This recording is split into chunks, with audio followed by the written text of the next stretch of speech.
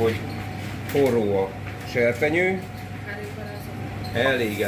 Bele szoktam tenni, félhold alakúra vágom, centinél nem kell, hogy vastagabb legyen, és egy picit így elkenem a serpenyőbe. Összességében, ugye, ami a legfontosabb, hogy lehet látni, hogy igazán, tehát szépen sül, de megfojni nem fog. Tehát ez a típusú sajtunk, ez soha nem fog megfojni. Ez a legérdekesebb része. Attól függ, hogy milyen színűre akarod. Sötétebbre, a másik oldalát egy picit sötétebbre hagyom.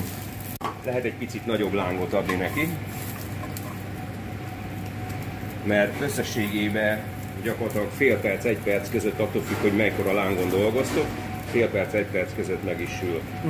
Világos. Viszonylag gyorsan lehet dolgozni vele.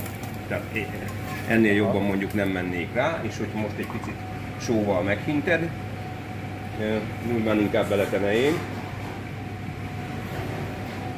Az egyik felét oké, a másik fele az natur, akkor így meg lehet kóstolni az egyik részét, meg a másik. Tehát ez a natur.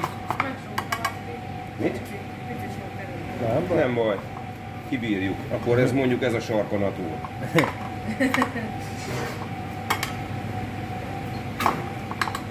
Ezek meg a sósak. Parancsoljatok.